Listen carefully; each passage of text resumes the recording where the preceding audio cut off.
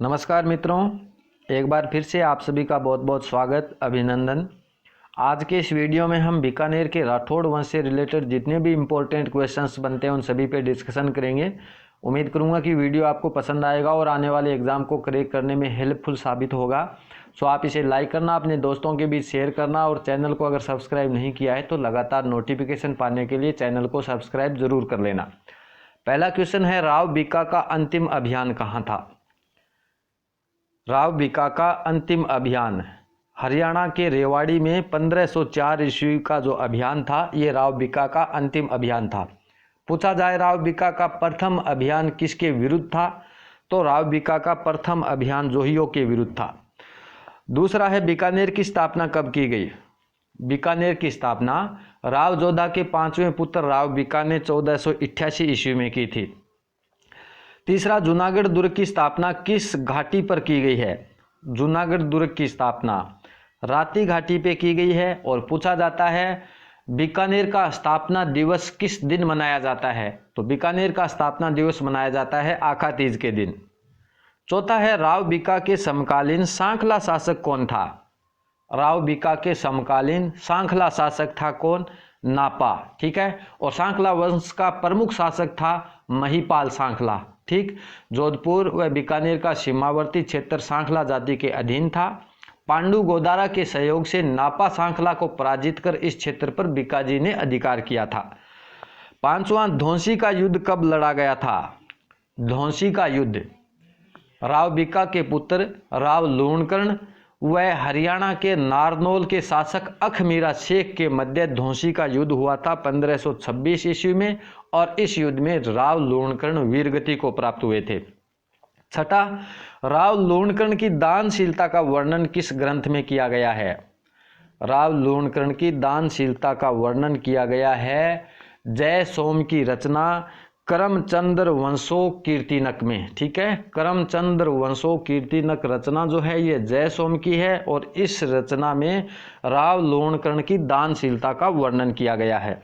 सातवां, आधुनिक करणी माता के मंदिर का निर्माण किस शासक ने करवाया था? आधुनिक करणी माता के मंदिर का निर्माण राव गंगा सिंह ने करवाया था। ठीक है। बीकानेर के राठौड़ वंश की आराध्य देवी हैं करणी माता जी, और इनके मंदिर का निर्माण देशनोक में करवाया था राव बीका जी ने। लेकिन यहाँ पे पूछा है आधुनिक करणी माता के मंदिर का निर्माण किसने करवाया था, तो राव गंगा सिंह ने। आठवां, जैत सिंह व कामरान के मध्य हुए युद्ध की जानकारी किस स्रोत में मिलती है? जय सिंह और कामरान के मध्य जो 1534 ईस्वी में युद्ध हुआ था, इसका उल्लेख मिलता है जैत सिंह रासो और राव जैत सिंह रोचंद इन ग्रंथों में। और इनके अलावा इस युद्ध की जानकारी हमें मिलती है चिंतामणि श्री 24टा जी जैन मंदिर के शिलालेख से। नौवां, पहोबा या साहेबा का युद्ध किस स्थान पर लड़ा गया था? पहोबा या साहेबा का युद्ध लड़ा गया था 1542 ईस्वी में गागरोन में। ठीक है। और यह युद्ध बीकानेर के राव जैत सिंह व मालदेव के मध्य लड़ा गया था। राव जैत सिंह इस युद्ध में वीरगति को प्राप्त हुए थे। 10वां, गिरी सुमेल युद्ध में बीकानेर के किस शासक ने शेरशाह सूरी की सहायता की थी? गिरी सुमेल का युद्ध जो 1544 ईस्वी में शेरशाह सूरी व मालदेव के मध्य हुआ था, इस युद्ध में बीकानेर के राव कल्याणमल ने शेरशाह सूरी की सहायता की थी। 11वां, अकबर ने नागौर दरबार कब लगाया था? अकबर ने नागौर दरबार लगाया था 1570 ईस्वी में, और इस दरबार में राव कल्याणमल ने, बीकानेर के राव कल्याणमल ने मुगलों की अधीनता स्वीकार की थी। कल्याणमल बीकानेर का पहला शासक था जिसने मुगलों की अधीनता स्वीकार की थी। 12वां चलो आएगा 13वां, राय सिंह ने किस युद्ध में इब्राहिम हुसैन मिर्जा को पराजित किया था? इब्राहिम हुसैन मिर्जा को राय सिंह ने काठोली अभियान के दौरान पराजित किया था। 14वां, जहांगीर के शासनकाल में राय सिंह का मनसब कितना था? जहांगीर के शासनकाल में राय सिंह का मनसब कितने का था? 5000 का था। और अकबर के शासनकाल में राय सिंह का मनसब कितने का था? 4000 का। ठीक है। जहांगीर के शासनकाल में राय सिंह का मनसब 5000 का, और अकबर के शासनकाल में राय सिंह का मनसब था 4000 का। राजपूताना में जहांगीर का सबसे विश्वसनीय शासक जो था वो था राय सिंह। 15वां, जूनागढ़ के मुख्य प्रवेश द्वार पर किनकी गजारूढ़ मूर्तियां लगवाई गई थी? जूनागढ़ के मुख्य द्वार पर राय सिंह के द्वारा जयमल व फत्ता की गजारूढ़ मूर्तियां लगवाई गई हैं। ठीक है। और जूनागढ़ का जो प्रवेश द्वार है सूरजपोल व कर्णपोल के नाम से जाना जाता है। और जूनागढ़ दुर्ग जो है ये सूर सागर झील के किनारे पे स्थित है। इस दुर्ग का निर्माण 1485 से 1489 के मध्य राव बीका ने करवाया था और जूनागढ़ के दुर्ग को जमीन का जेवर कहा जाता है। 16वां, राय सिंह प्रशस्ति की रचना किस भाषा में की गई है? राय सिंह प्रशस्ति की रचना संस्कृत भाषा में की गई है। और इस प्रशस्ति की रचना की किसने थी? तो जयित जैन के द्वारा संस्कृत भाषा में राय सिंह प्रशस्ति की रचना की गई थी। और इस प्रशस्ति में राव बीका से लगाकर राय सिंह तक का इतिहास है। 17वां, राय सिंह ने रजत महल का निर्माण कहाँ पे करवाया था? रजत महल का निर्माण राय सिंह ने करवाया था दिल्ली में। 18वां, बीकानेर के महाराजा सूर सिंह के उत्तराधिकारी कौन थे?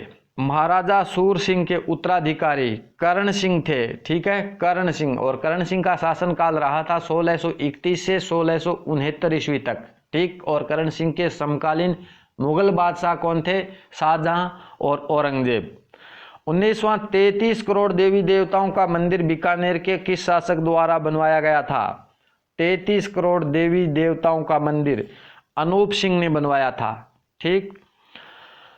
20वां, करण सिंह को जांगलधर बादशाह की उपाधि किस मुगल शासक ने प्रदान की थी? जांगलधर बादशाह की उपाधि थी करण सिंह के पास। और कौन से मुगल शासक ने दी थी? तो औरंगजेब ने। 21वां, मतीरे की राड़ नामक युद्ध कब हुआ था? मतीरे की राड़ नामक युद्ध करण सिंह के शासनकाल में नागौर व बीकानेर राज्य के मध्य 1644 ईस्वी में हुआ था। ठीक है। और इस युद्ध में करण सिंह तथा नागौर के शासक अमर सिंह के मध्य यह युद्ध हुआ था। करण सिंह इस युद्ध में विजयी हुए थे। 22वां, अनूप सिंह द्वारा रचित ग्रंथ नहीं है। इनमें से अनूप सिंह द्वारा रचित कौन सा ग्रंथ नहीं है? तो कल्पद्रुम जो है ये अनूप सिंह का ग्रंथ नहीं है। अनूप सिंह के प्रमुख ग्रंथ हैं अनूप विवेक, अनूपोदय और अनूप सिंह एक शासक। कल्पद्रुम कर्ण सिंह के शासनकाल में रचित ग्रंथ है। कल्पद्रुम जो है ये कर्ण सिंह के शासनकाल में रचित है और इसमें राय सिंह से कर्ण सिंह तक के इतिहास का वर्णन है। चलिए 23वां, गिंगोली युद्ध में बीकानेर के किस शासक ने भाग लिया था? गिंगोली का युद्ध जो 1807 ईस्वी में हुआ था, इसमें बीकानेर के सूरत सिंह ने भाग लिया था। ठीक है। बीकानेर के सूरत सिंह ने जगत सिंह कछुआ का इस युद्ध में साथ दिया था। चलिए नेक्स्ट, बीकानेर के शासक अनूप सिंह के पश्चात बनने वाले उत्तराधिकारियों का सही कालक्रम बताना है। अनूप सिंह के पश्चात उत्तराधिकारियों का सही कालक्रम। तो यहां पे हमारा राइट आंसर होगा ऑप्शन ए, स्वरूप सिंह, सुजान सिंह और जोरावर सिंह। 25वां, जीवनदाय मां बीकानेर के किस शासक का दरबारी था? जीवनदाय मां बीकानेर के जोरावर सिंह का, ठीक है, दरबारी था। और इनके प्रमुख ग्रंथ कौन से थे? जीवनदाय मां के द्वारा रचित प्रमुख ग्रंथ थार, थलीरो। ठीक है, ये इनके प्रमुख ग्रंथ थे।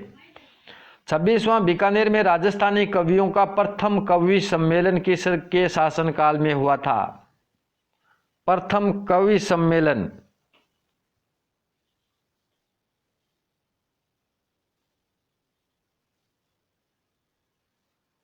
बीकानेर में राजस्थानी कवियों का प्रथम कवि सम्मेलन किसके शासनकाल में हुआ था? तो गद सिंह के शासनकाल में। 27वां, बीकानेर के शासक सूरत सिंह के संदर्भ में असत्य कथन कौन सा है? सूरत सिंह ने बटनेर को विजित कर इसका नाम हनुमानगढ़ किया। बीकानेर में मृत्यु भोज प्रतिबंधित करने वाले शासक थे सूरत सिंह। सूरत सिंह के काल में ईस्ट इंडिया कंपनी के साथ सहायक संधि हुई थी। और सूरत सिंह ने 1805 ईस्वी में सूरतगढ़ की स्थापना की थी। यहाँ पे असत्य कौन सा है? तो सूरतगढ़ की स्थापना जो की थी 1805 ईस्वी में, यह यहाँ पे असत्य है। सूरतगढ़ की स्थापना हुई थी 1799 ईस्वी में, ठीक है, 1799 ईस्वी में हुई थी, बाकी सभी सही है।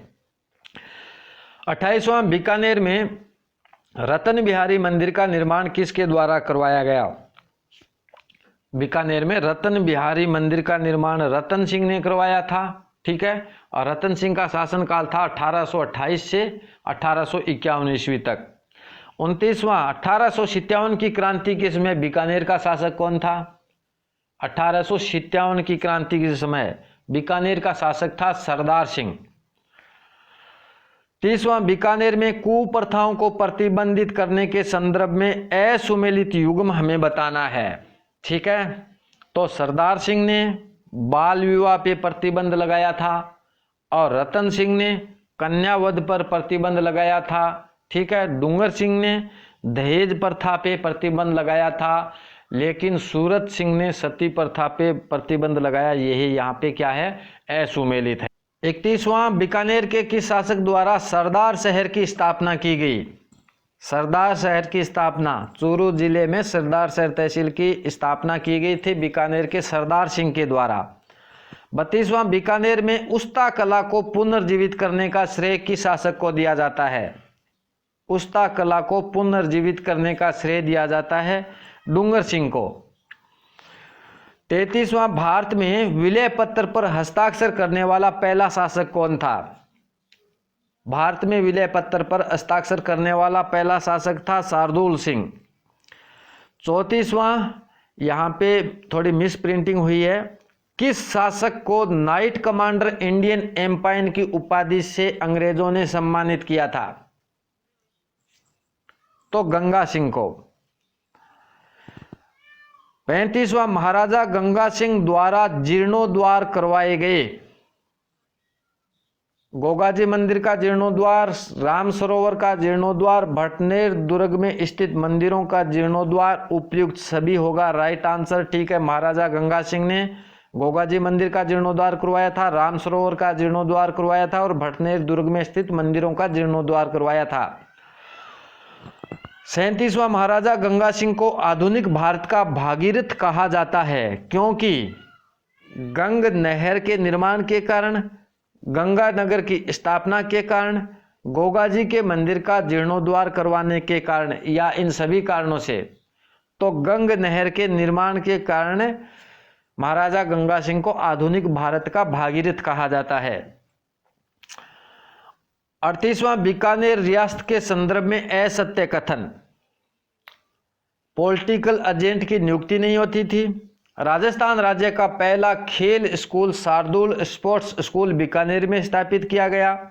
राजस्थान एकीकरण पर सर्वप्रथम हस्ताक्षर अलवर शासक तेज सिंह ने किया था। उपर्युक्त में से कोई नहीं। तो यहाँ पे असत्य पूछा था, तो ऑप्शन सी जो है ये असत्य है। तो धन्यवाद मेरे दोस्तों, जल्दी ही मिलेंगे नेक्स्ट वीडियो में, तब तक के लिए नमस्कार।